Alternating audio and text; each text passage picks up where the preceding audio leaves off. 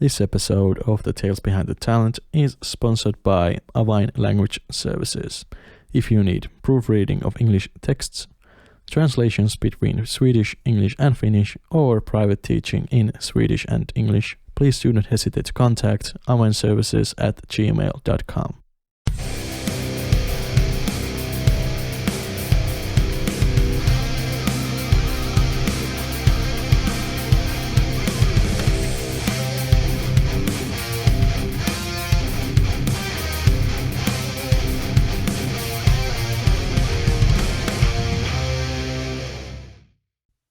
Hello there, dear listener, and welcome to the first distance interview of The Tales Behind the Talent. And my first guest is Janne Lunnas from Alase, or Alase. You can present yourself just a little bit for the start. Yeah, hi, I'm Janne, and I play guitar in Alase band. And I don't actually know how it's supposed to be pronounced, but I myself say always Alase in Finnish way. Okay, so I kind of thought that it would be, the English word alas. That would But be your version sounds actually really good. Okay, maybe that's gonna be the future English pronunciation of the band. Might be actually. Yeah. Actually, as I saw your review video or audio video about it, and I heard how you say it. It sounded really good actually. Okay. So I had no idea how to say it. So Me neither. Yeah. Okay, so let's start with the beginning. How did you get introduced to music? Well, that's like, of course, I started to listen to music like more seriously. Like I was pretty young, maybe 10 years old or something like that. I started with bands like Wasp and Twisted Sister. A couple of years older guy made a mixtape for me on C cassette, and I really liked that stuff. And since that, I have been more and less listening to like music. At some point, I was listening only like heavy metal music, and at some point, I was listening more to this kind of Euro techno, for example, to Unlimited and those. That's been a classic among the guests. Yeah. So, what age was this? Did you already mention it? I would say that I first started maybe when I was about 10 years old. Okay. But like more and more seriously, I started to listen to music, and I think when I was a teenager, something like 14, around that age, there started to be bands like Megadeth, Sentenced, Amorphis, and those, and Stratovarius actually as well was big name, and Tarot for me as well. And I think besides Megadeth, maybe Dream Theater has been one of those bands that are still around for me. Okay, and, yeah, interesting. Yeah. So with Alase, we're gonna talk about the band a little bit later, but that's one of the probably the progressive kind of icons for you, but that you've been thinking about because the music of Alase is kind of progressive in a way, that it's progressive metal in a way. So because Dream Theater is among the classic progressive metal bands, I would say. So it has been like a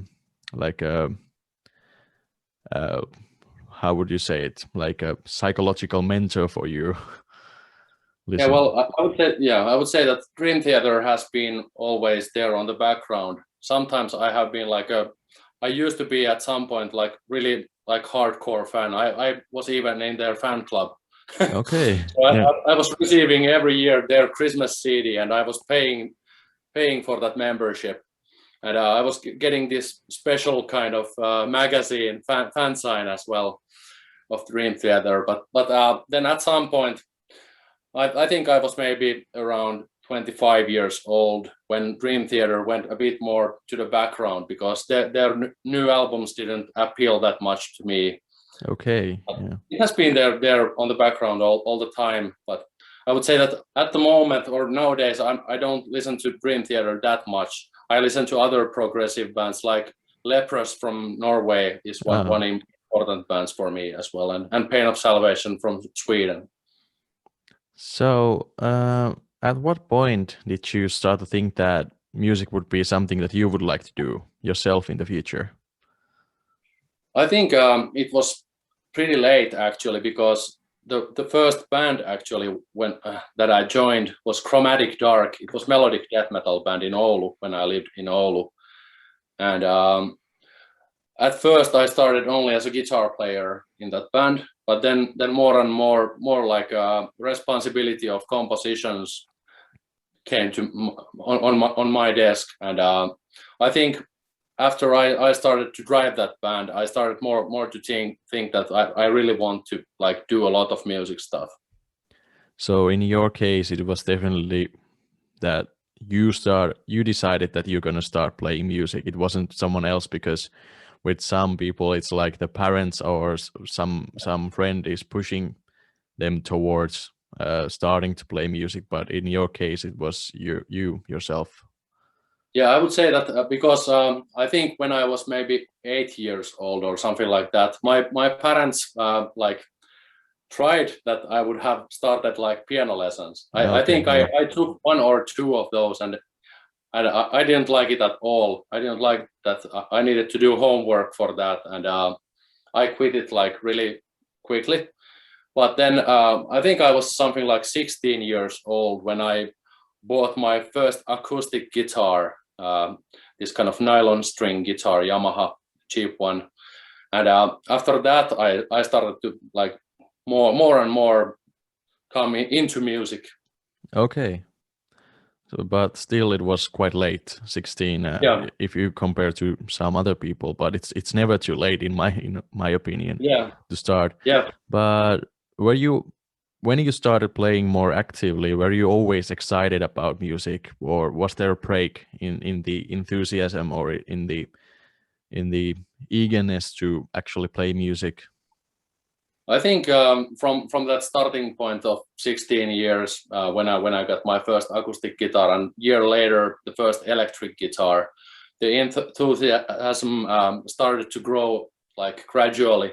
And when I joined Chromatic Dark, I was 24 years old, so pretty like old guy joining the first band. But after that, I was like really like a total music lover guy, and really wanted to do so much. Also songwriting.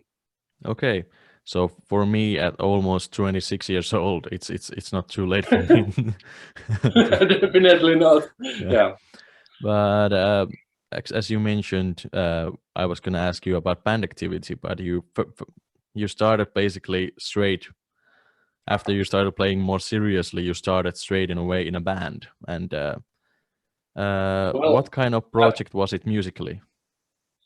yeah. Well, I would say that at first I was just playing covers like a couple of first years, Okay, yeah. and maybe from when I was 20 until the day I joined Chromatic Dark, I was making my own like solo songs already. Okay, But it was like just like a hobby. It wasn't that serious at that point. But when I joined Chromatic Dark as 24 years old, it become really serious stuff. okay, it was that way around. You started playing in a band, and then it got serious, Yeah. in a way. Yeah. But how did it feel like playing in a band? It felt like something really else that what I had like been experiencing before that. I still remember actually the first rehearsal when I joined Chromatic Dark, or when I went to kind of audition session, and we played one song by Amorphis. I think it was Divinity, Okay. and one song by Dark Tranquility, Wonders at Your Feet, and playing together with those guys, because it sounded so powerful. It felt amazing actually. And after that, I have been like getting so like how would I say, strong emotions and feelings from playing this kind of music. Okay. Then Was it always guitar for you, or did you play another instrument at some point? Yeah, well, I started with guitar, and at some point in Chromatic Dark times, maybe a couple of years since I joined, I started to get interested in screaming vocals. Oh, okay. Usually when I was driving with my car to rehearsals, that was good time to like try out different kind of screaming styles. And then at some point that I just started to do Chromatic Dark's backing screams as well. And so some kind of vocal thing back then. And nowadays when I have Alase band, when I'm working on a new song, I do the demo version of vocals as well. So when I do the composition, I do the arrangement of vocals at the same time. So I'm kind of I wouldn't put my vocals still on the final product, except some like ambient, like la la la things what we have, and also some screaming stuff. But I would say that my clean vocals are not good enough yet for Alase. Okay. And recently I have also started to play bass, and it has become really important tool on how I'm working on the new songs. Yeah, definitely having the ability to do more than just one instrument when making or making music, it's a benefit, definitely. But I've been training bass for like 3 years now, and because my studies were so intense at some point, I just stopped. But I think that as a guitarist, what would you say that is it easier to play bass, or is it just difficult in a different way, or challenging in a different way? I think it's pretty different, because at least those strings are already so much thicker with the bass than with guitar. I think playing bass has very different kind of touch, and to be able to sound like really good with that, it requires your own different kind of rehearsing than with guitar, at least for me. Of course I can't speak on other people's behalf. Yeah, but at least you get the you can use your knowledge with the scales and notes and chords and everything that you have with guitar, with bass also, at least in a way. Yeah, definitely, yes. And bass guitar is like it's 1 octave lower, so it's just basically you can find the same notes from the fretboard as with guitar, but it's just like 1 octave lower, so it's much lower sound. Yeah. So how have you been training and rehearsing guitars over time, since let's say since you started playing in your first band to this day? Yeah. So how has it been?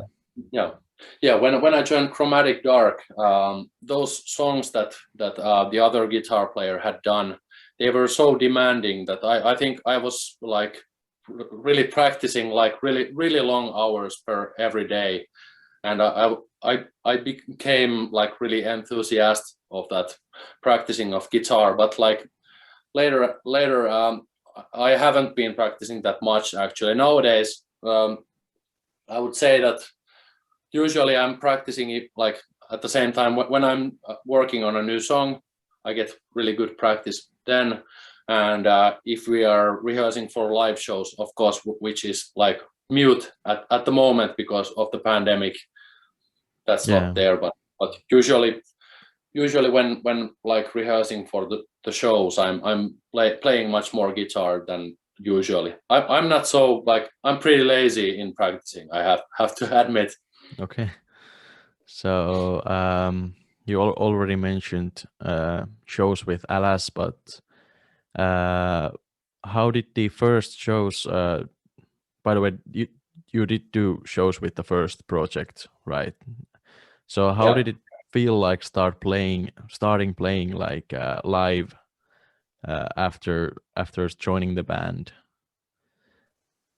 Yeah, well, it took something like I think 3 years before we like played the first show with Chromatic Dark, but it felt like also like the first rehearsals with the band. It felt like really different experience than what I had like experienced before. So it felt amazing. But actually, after when we finished the first song on that first show, and there was so like nice applause and people were screaming, and they really seemed to like that what we did. It felt amazing actually.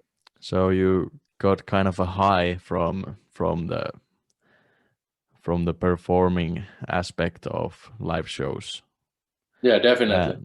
Has that been during the years? Has that high been there for like as an encouraging element for continuing the band activity and doing new projects and continuing with your current projects? It went so that with Chromatic Dark we did during a couple of years only. We did something like 25 shows, so pretty many shows for like small demo band. And then there was like 7 years of break of playing live at all. And then in the end of 2019 we did first a couple of like shows with Alase. Yeah. And at first when we started Alase with Mikko, who like came with me from Chromatic Dark, he used to be the other guitar player in Chromatic Dark besides me. And when we started Alase together, at first we were not aiming to play any live shows. Actually, it was supposed to be only a studio project, and but it got more serious like during the years, and then we started to think that it would be actually pretty damn nice to play live shows with it as well. Okay. So after starting it, how long did it take before the first live shows with Alase? Yeah, with Alase, we released the first song in 2015, and the first like live show was in the end of 2019. So it took maybe 4.5 years, so pretty long time. Yeah.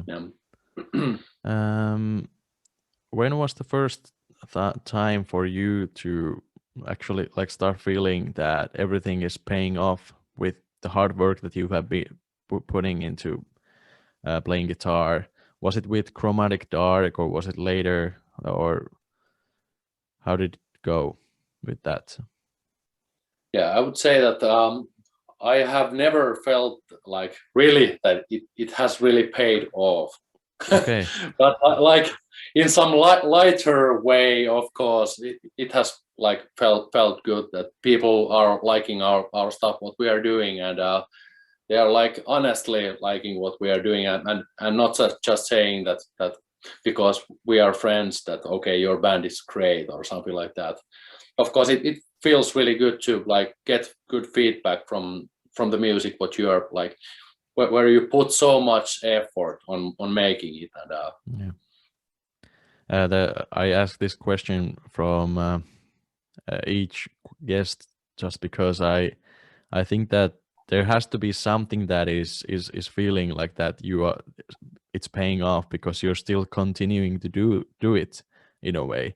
So it doesn't necessarily, when I ask this question, it doesn't necessarily have to be like international fame in a larger scale, but just something that you yourself get from playing music, and you actually kind of answered it perfectly, saying that when you get good feedback from what you're doing, it's rewarding in a way. It's really rewarding, and but I would say that the main factor why I'm still making this kind of or anyways making music is that when I'm working on a new song, that's the best thing I know in the world what to do. Like it feels so great to create new stuff and get your bandmates like contribution on that song as well, and how it takes its form gradually. It feels so damn great. So I would say that creating the music itself is the like biggest reason why I'm still doing this. Okay, so it's the creative process for you. Is it kind of therapeutic in a way for you, like because it's not your everyday job to do it, but is it like when you're doing it, you kind of feel like you are kind of relaxing a bit and getting your kind of if you have angst or any kind of uh, other negative feeling, you can put it into music, or just like even the positive feelings. Is it like a way of therapy for you? I would say that it definitely is, and music is it has like really healing kind of what is it? Like a property, healing kind of Yeah, property. Yeah. yeah, definitely. And when I'm working on new music, and when it starts to form, it feels like I'm getting disconnected from this like the other world that is like around me. So it's kind of escapism as well. Okay, interesting. So let's go towards the current situation, and uh, I actually don't know this, so I'm gonna ask: Is Alas your only current project at the moment? Or Yeah, yeah, definitely, because on my like responsibility area are so many things are on me. Like I'm the main composer in Alase, and also I'm kind of the producer. So because we are working remotely mostly when we are making new songs, I'm the one who gathers all of the different instruments that guys send to me, and I'm usually demoing like almost everything, and sometimes the other guitar player Mikko also is demoing some guitar parts, but usually I'm the one who makes like mostly the music stuff. But lately, my girlfriend Anni, who writes all of our lyrics always, yeah, I can't come up with lyrics like that, so it's like super important that she's with us, and she has been also helping so much recently with all of the social media stuff, and yeah. like promoting the band and this kind of stuff, like managerial stuff. Okay, so you're getting help quite near in a way. So Yes. even though your bandmates are far away in a way, but you have still have some help in the same household. Yeah, definitely, and also because she's writing the lyrics, and Yeah. when I'm working on a new song, and when I do the like initial arrangements on the vocals, I will usually like play, how would I say, right after when I like come up with something, I usually play it like to her, and she will Okay. usually give her feedback, and sometimes together we will maybe tweak the lyrics as well if it doesn't work that well for the arrangement, for example. So good cooperation between you two Yeah, in kind of both composing and writing the songs to before the final product, so yeah, to speak. definitely. No, So let's talk about the future for a minute. So uh, you just actually this is the past. You just released a new single, Vailla Nimeä, yeah, and you said that I actually did a review about that. It was a really good song. Some progressive aspects, some growls, cleans, great vocals, and great lyrics as always. What can we expect in the future? we can expect like more progressive stuff as well, but also maybe straightforward stuff besides that. So it's not going to be like Dream Theater or Leprous or like those bands, but there's some aspects from those bands as well, but also a lot from different like directions musically, and a lot of I'm always when I'm working on a new song, I try to get a lot of different kinds of emotions to the song itself, and I like to make it like a story. So Has some kind of plot. so both the lyrics and the music, they play their own. They have their own story in a way that there's a kind of two aspects that the listener can hear, both the lyrics and then the song and all the aspects of the song in a way, so that Yeah. when you listen to it you can hear two stories. But do you usually like intend to have it so that they collide in a way that they tell the same story, or do they tell like two similar stories? If you catch my drift here. Yeah, yeah, I understand what you mean, and I would say that I'm always when I'm like nowadays when I'm composing, it used to be a bit different. That there used to be maybe music first, and after that I got lyrics from Anni. But nowadays it's more like that. I get a new lyric from Anni, and I start to compose like what on like top of what kind of feelings I'm getting from those lyrics. And I think the music needs to go really like tightly hand in hand with those lyrics. If there is like, for example, like really dark lyric, some screaming or growling vocals suits it really well. But if there is something that doesn't like work, like if I think that this wouldn't like be good thing to be screaming about, Okay, then there is definitely going to be clean vocals in that. yeah. So I'm trying to like reflect those lyrics to the song as well, and how the vocals are, for example. Yeah. That sounds really good, and I think that everyone who listens to the songs can kind of hear it, and especially I think that works especially well in the new song. So great to hear. Yeah. So as you mentioned that you got the chance to play some shows with Alase before COVID. Yeah. But how many did you actually play?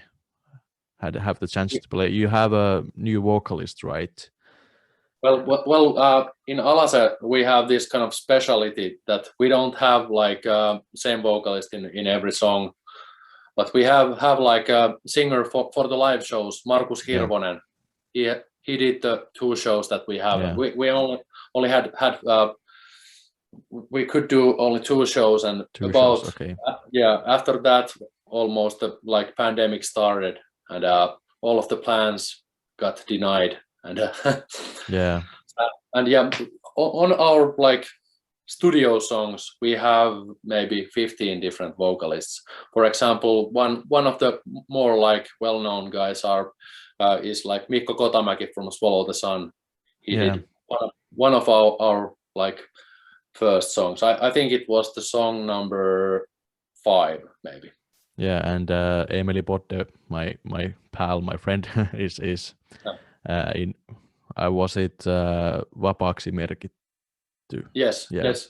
He does the screams on that song, and the clean vocals are done by Sami of Embridge Band. Okay, so I think that actually that works really well, because when you have different moods in the lyrics, and so you can kind of think about who would I like to have these sung by, because you have the options. But with the live shows, it's good that you have found a guy that can actually do like everything. He sings the both the cleans and the growls, right? Or is there he's able to do it all. Like the live vocalist of Alase needs to be like super versatile vocalist. Yeah, he needs to be able to do like really like in tune, really nice, good, clean vocals with good technique, and also be able to scream and growl. So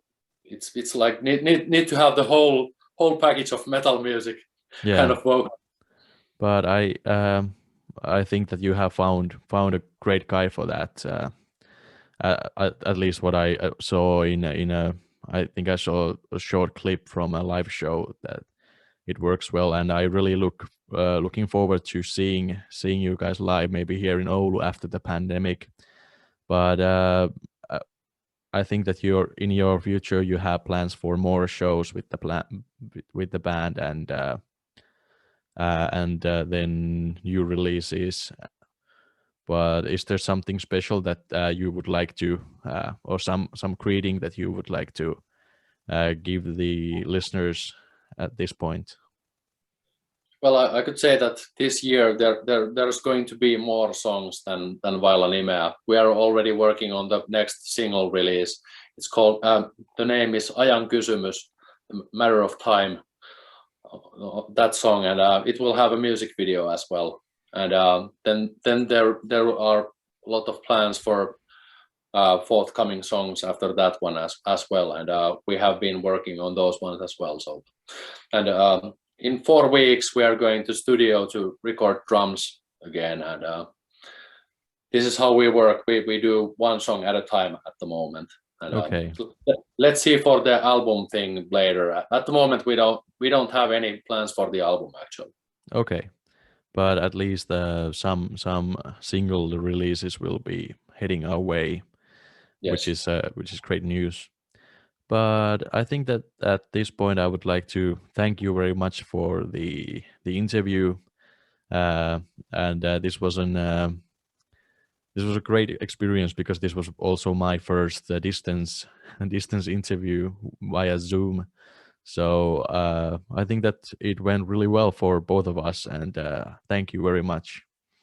Yeah, I think this Zoom thing works really well, and thank you as well that for this opportunity. It was really nice to get to have this kind of chat with you.